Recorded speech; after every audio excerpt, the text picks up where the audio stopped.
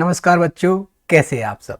बच्चों, आज हम प्रेषण लेखे के अंतर्गत जब प्रेषक द्वारा प्रेषित को माल बीजक मूल्य पर भेजा जाता है और वह अपने लेखे बीजक मूल्य पर आधार पर रखता है तो वह प्रेषण खाते कैसे बनाएगा और प्रेषक की पुस्तकों में यदि प्रश्न में असमान हानि दी गई है तो प्रेषण स्कंद की गणना कैसे की जाती है, इसे एक सवाल के माध्यम से पढ़ने वाले हैं।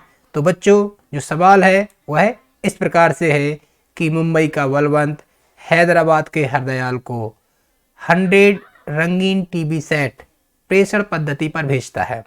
प्रत्येक टीवी सेट की लागत जो है 10,000 रुपये है, परंतु इसमें 25% लाभ जोड़कर बीजक बनाया जाता है। बलवंत के व्यय जो हैं वो इस प्रकार से है कि भाड़ा 5,000, बीमा के 2,000, मार्ग में 2 टीवी सेट पूर्णतः क्षतिग्रस्त हो जाते हैं और बीमा कंपनी ने दावे के निमित्त जो है 16,000 रुपये चुकाया है। हरदयाल 70 टीवी सेटों को प्रत्येक 12,500 की दर से बेचता है। 5,000 रुपये लादने उतारने तथा 1,000 रुपये प्रचार पर खर्च करता है। कौन? हरदयाल अर्थात एजेंट। हरदयाल बिक्री पर 5% कमीशन प्राप्त करता है। श्री बलवंत की पुस्तकों में माल का चालान खाता अर्थात प्रेषण खाता तथा असमान हानि खाता बनाइए। तो सर्वप्रथम बना लेते हैं प्रेषण खाता, कंसाइनमेंट अकाउंट। प्रारूप बना लेते हैं। सबसे पहले कंसाइनमेंट अकाउंट में जो प्रेषक ने अर्थात बलवंत ने हरदयाल को माल प्रेषण पर भेजा है उसका लेखा किया जाएगा। तो कर देते हैं लेखा to goods sent on consignment account. देखिए बच्चों, यह सवाल बीजक मूल्य का है और इस सवाल में नहीं लिखा है कि हमें प्रेषण खाता लागत मूल्य पर बनाना है कि बीजक मूल्य पर बनाना है। ठीक है, तो आप अपनी सुविधा से इस सवाल को लागत मूल्य पर भी कर सकते हैं और का जिक्र है तो जो एग्जामिनर है वह आपसे एक्सपेक्ट करता है कि आप उसे बीजक मूल्य पर हल करेंगे। लेकिन फिर भी यदि आप लागत मूल्य पर करते हैं तो इस संबंध में प्रश्न के अंत में नोट लिख सकते हैं। तो बच्चों, हम आज बीजक मूल्य पर सवाल हल करने वाले हैं। ठीक है, तो सबसे पहले हम निकालेंगे कि जो 10,000 रुपये का लागत मूल्य है उसमें कितने रुपए लोडिंग बनती है। ठीक है, तो लोडिंग कितनी बनेगी? 10,000 का 25% और जो निकल के आता है 2,500 रुपये, और 2,500 रुपये को हम 10,000 में जोड़ देंगे तो हमारा इनवॉइस प्राइस निकल आएगा 12,500। ठीक है, तो हम सवाल को इनवॉइस प्राइस पर करते हैं। तो सबसे पहले यहां पर हम to goods sent on consignment में बीजक मूल्य अर्थात इनवॉइस प्राइस लिख देंगे। कितने टीवी सेट हैं? 100 टीवी सेट है और एक जो टीवी सेट है उसका इनवॉइस प्राइस निकल के आया है 12,500। तो 100 मल्टीप्लाइड बाय 1200 500, तो जो राशि निकल के आती है वह हो जाती है 12,50,000। 12,50,000 रुपये हमने राशि के लिख दिए। इसके बाद जो प्रेषक के व्यय हैं वो टू कैश अकाउंट के नाम से लिखे जाते हैं। तो प्रेषक के व्यय हैं भाड़ा अर्थात कैरेज या फ्रेट भी लिख सकते हो आप उसे, और बीमा के हैं 2,000 रुपये। तो इनको जोड़ के हम लिख देंगे जो हो जाते हैं 7,000 रुपये। मार्ग में 2 टीवी सेट पूर्णतः क्षतिग्रस्त हो जाते हैं। ठीक है, 2 टीवी सेट जो है क्षतिग्रस्त हो जाते हैं। चूंकि हमने बीमा कराया था तो हमें इससे बीमा कंपनी से जो है 16,000 रुपये प्राप्त हो जाते हैं। ठीक है, एक टीवी सेट की लागत कितनी है? 10,000 है, तो 2 टीवी सेट जो हैं वो 20,000 की हुए और उसमें प्रेषक के आनुपातिक व्यय जोड़ दिए जाएंगे। ठीक है, तो जो लागत है वह अधिक है और बीमा कंपनी से तो इस हानि को हम ज्ञात कर लेंगे और इसे कहां लिख देंगे? हम कंसाइनमेंट अकाउंट के क्रेडिट में बाय एबनॉर्मल लॉस अकाउंट। तो सबसे पहले हमको 16,000 इंश्योरेंस क्लेम के मिल गए हैं तो लिख देते हैं और फिर हम गणना कर लेंगे किसकी? प्रॉफिट एंड लॉस की। तो गणना कर लेते हैं कैलकुलेशन ऑफ एबनॉर्मल लॉस। तो सबसे पहले कितने टीवी सेट नष्ट हुए हैं? 2। इसका कॉस्ट प्राइस कितना होगा? 20,000 रुपये। ठीक है, अब इस 20,000 में हम प्रेषक के, ठीक है, एक्सपेंसेस जो हैं आनुपातिक प्रोपोर्शनेट एक्सपेंसेस ऑफ कंसाइनर को जोड़ देंगे, ठीक है। तो आपको मालूम है कि प्रेषक ने कुल कितने व्यय किए थे, ये देखिए 7,000 रुपए के व्यय किए थे। तो इस 7,000 रुपए के जो व्यय हैं वो हम कहां लिख देंगे, यहां पर लिखेंगे आनुपातिक। ये जो 7,000 व्यय कितने पर हैं, 100 टीवी सेटों पर। 2 टीवी सेट पर कितने होंगे, तो निकाल लेते हैं 7,000 गुणा 2/100, तो निकल के आता है कितना, 140 रुपए। इस प्रकार से हम दोनों राशियों को जोड़ लेंगे तो हमारा टोटल लॉस निकल के आ जाएगा, ठीक है। कितने के निकल के आता है, 20,140। बच्चों इसमें से 16,000 रुपए तो हमको बीमा क्लेम के प्राप्त हो गए हैं, इंश्योरेंस क्लेम के बीमा कंपनी से प्राप्त हो गए हैं। तो लिख देंगे loss recovered by insurance company, घटा देंगे 16,000, एबनॉर्मल लॉस, ठीक है। 4,140 का क्या हुआ है, हमारा एबनॉर्मल लॉस हुआ है, जो लाभ हानि खाते में लिखा जाएगा। तो लिख देते हैं प्रॉफिट एंड लॉस अकाउंट में कितने लिखेंगे हम, 4,140 रुपए। इस प्रकार से हमारा 20,140 रुपए का जो एबनॉर्मल लॉस हुआ है उसे कंसाइनमेंट अकाउंट के क्रेडिट में लिखा जाएगा। अब बच्चों आगे लिखा गया है कि हरदयाल ने 70 टीवी सेटों को 12,500 की दर से बेचा है और 5,000 रुपए उतारने लादने और 1,000 रुपए प्रचार पर खर्च किया है और 5% कमीशन। तो इनको हम क्या किससे प्राप्त हो जाएगा, ये बिक्री विवरण बना के भेजेगा, इस बिक्री विवरण में ये सारी जानकारी प्राप्त हो जाएगी। तो इसका लेखा हम कर देते हैं, ठीक है, बाय हरदयाल। पहले हमने विक्रय का लेखा कर लेते हैं, कितने का विक्रय किया है, 70 टीवी सेटों का विक्रय गुणा 12,500 हमारा आ जाता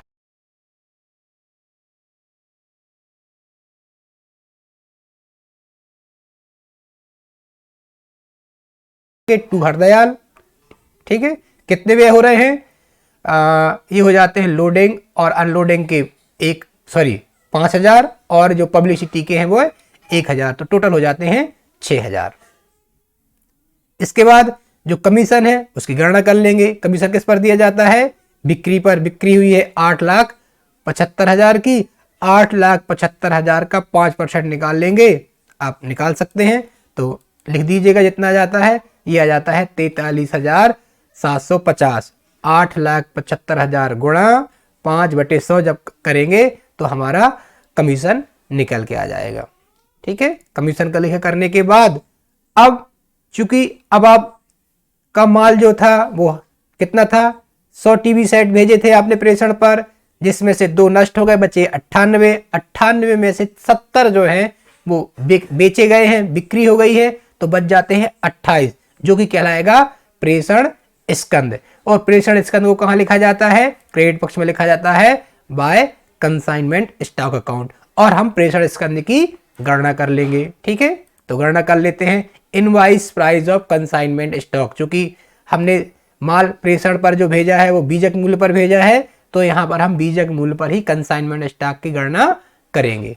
तो invoice price of consignment stock कितना जाता है, 28 गुणा 12,500 बराबर आ जाता है कितना, 3,50,000, ठीक है। 28 जो टीवी सेट हैं उनका जो बीजक मूल्य है वो 3,50,000 रुपए है। इसमें हम प्रेषक के और प्रेषती के आनुपातिक व्यय को जोड़ देंगे। प्रेषक के समस्त व्यय जोड़े जाते हैं, उनका समस्त व्ययों का आनुपातिक भाग जोड़ा जाता है, ठीक है। तो जो उसके प्रेषक के समस्त व्यय थे वह कितने थे, 7,000 गुणा 28/100, ये निकल के आ जाता है आपका 1,960 रुपए। और प्रेषती के व्यय जोड़ दिए जाएंगे। प्रेषती के समस्त व्यय नहीं जोड़े जाते हैं, प्रेषती के सिर्फ डायरेक्ट एक्सपेंसेस जो माल के उतारने और या छुड़ाने और उसे गोदाम तक पहुंचाने संबंधी हैं, उन व्ययों को ही लिखा जाता है। इसमें विज्ञापन व्यय या गोदाम किराए जैसे व्यय नहीं लिखे जाते हैं। तो देखिएगा प्रश्न में 5,000 रुपए उतारने लादने के व्यय थे, 1,000 रुपए किसके थे, प्रचार प्रसार के थे। तो इसमें आपको ध्यान रखना है कि आप किसमें जोड़ेंगे, सिर्फ 5,000 पर जो व्यय होंगे उसी का लेखा हम यहाँ पर करने वाले हैं, ठीक है। तो 5,000 गुणा 28/100 और इसको हल कर देंगे तो निकल के आता है 1,400 रुपए, ठीक है। पब्लिसिटी का जो 1,000 रुपए है वह प्रेषण स्कंद की गणना में शामिल नहीं होगा। ठीक है, सिर्फ प्रत्यक्ष व्यय ही जो कंसाइनर होता है, एजेंट होता है, ठीक है, जो कंसाइनी होता है, उसके सिर्फ प्रत्यक्ष व्यय ही जोड़े जाते हैं। बच्चों यहाँ पर मैंने गलती से कंसाइनर लिख दिया है, आप उसे कंसाइनी पढ़िएगा। ठीक है, क्या पढ़िएगा इसको? कंसाइनी। तो इस प्रकार से हमारा जो वैल्यूएशन ऑफ कंसाइनमेंट स्टॉक है वो निकल के आ जाता है 3,53,360 रुपए। अब इसका लेखा हम यहां पर कर देते हैं। ठीक है, तो लेखा कर दिया 3,53,360 रुपए बाय कंसाइनमेंट स्टॉक अकाउंट। तो जितनी एंट्री हो सकती थी सभी पॉसिबल एंट्री हमने कर ली है, लेकिन ध्यान ये रखना है कि यह सवाल हम किस पर कर रहे हैं? इनवॉइस प्राइस पर कर रहे हैं, बीजक मूल्य पर कर रहे हैं। लेकिन वास्तव में यहां पर कौन सा मूल्य लिखा जाना चाहिए था? लागत मूल्य लिखा जाना चाहिए था। इस 12,50,000 में क्या शामिल है? अनुमानित लाभ जो कितना था, ये लोडिंग शामिल। लोडिंग कितना था? प्रति इकाई 2500 रुपए। ठीक है, तो इस हिसाब से 2500 के हिसाब से 100 टीवी सेट है, उसका जो मूल्य है वह इसमें शामिल है। ठीक है, तो यहां लिखना चाहिए था लागत मूल्य, लेकिन आपने क्या लिख दिया है? बीजक मूल्य लिख दिया है। इसीलिए इसमें जो लोडिंग चार्ज शामिल है उसका लेखा विपरीत, अर्थात यह डेबिट में लिखा है तो कहां पर? क्रेडिट में लिखा जाएगा। By good sent on consignment account कितना लिखा जाएगा? 100 गुणा कितना? 2,500। 2,500 का प्रति इकाई जो लोडिंग चार्ज है 100 से गुणा कर देंगे तो आ जाएगा 2,50,000। यह 2,50,000 यहां पर हम लिख देते हैं। इसी प्रकार से ये जो कंसाइनमेंट स्टॉक है जिसकी गणना हम पूर्व में कर चुके हैं, ठीक है, इसमें भी क्या शामिल है? इसमें भी बच्चों लोडिंग चार्ज शामिल है, तो इस लोडिंग का भी समायोजन करना होगा। और चूंकि ये लोडिंग कहां शामिल है? क्रेडिट में शामिल है, तो इसका लेखा कहां होगा? अब डेबिट में होगा। क्या लिखा जाएगा? To consignment stock reserve account. और कितना होगा? ये कितने टीवी सेट थे? 28 टीवी सेट थे, और एक टीवी सेट पर लोडिंग कितना है? 2500 है।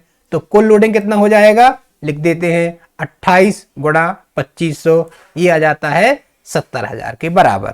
ठीक है, इस प्रकार से हमने जो बीजक मूल्य पर सवाल किया था और बीजक मूल्य में जितना भी लोडिंग शामिल था उसका समायोजन कर दिया है। To good sent on consignment में जो लोडिंग शामिल था उसका लेखा हमने क्रेडिट पक्ष में कर दिया, और जो क्रेडिट में लिखा था हमने कंसाइनमेंट स्टॉक, इसमें जितना लोडिंग शामिल था उसका लेखा हमने डेबिट साइड कर दिया to consignment stock reserve account 70,000 रुपए। इस प्रकार से हमारा कंसाइनमेंट अकाउंट में सभी लेखे हमने कर लिए हैं। तो अब हम दोनों पक्षों का योग लगा लेते हैं, और योग लगाने पर हमें पता चलता है कि क्रेडिट पक्ष का योग अधिक है, जो आता है 14,98,500। हमने क्या कर दिया? क्रेडिट पक्ष की सभी मदों का जोड़ कर लिया। इसी प्रकार हम डेबिट पक्ष की मदों का योग करेंगे, और उसमें से जितना योग आएगा क्रेडिट के योग से घटा देंगे, और घटाने के बाद जो राशि आएगी वह प्रॉफिट की होगी। और अगर डेबिट पक्ष का योग अधिक होता तो लॉस होता। ठीक है, तो अभी क्रेडिट पक्ष का योग अधिक है तो प्रॉफिट हुआ है, तो लिख देंगे to profit and loss account. और क्रेडिट के योग में से डेबिट का योग घटाने पर हमारी राशि ज्ञात होती है 1,21,750, और इस प्रकार से दोनों पक्षों का योग आ जाता है 14,98,500। तो बच्चों अब हमने क्या बना लिया है? कंसाइनमेंट अकाउंट बना लिया है। अब हमें असामान्य हानि खाता और बनाना है, एब नॉर्मल लॉस अकाउंट। तो बच्चों बना लेते हैं हम एब नॉर्मल लॉस अकाउंट। ठीक है, एब नॉर्मल लॉस अकाउंट, हमने एब नॉर्मल लॉस अकाउंट को कंसाइनमेंट अकाउंट में कहां लिखा था? क्रेडिट पक्ष में लिखा था, तो यहां लिख देंगे डेबिट में टू कंसाइनमेंट अकाउंट। कितना? 20,140। इस 20,140 में से जो 16,000 हमको कैश प्राप्त हो गए हैं, तो बाय बैंक अकाउंट 16,000, और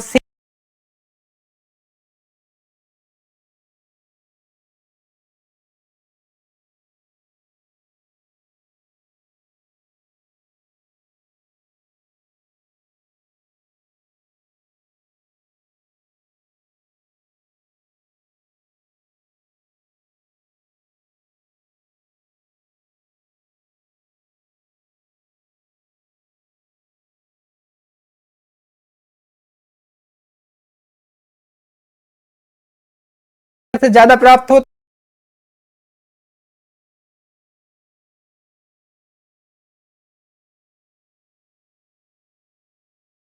जाता था, लेकिन यहाँ पर 20,000 के लॉस में से हमको मात्र 16,000 रुपए प्राप्त हुए हैं। तो अंतर की राशि जो है 4,140 का हमको लॉस हो गया है।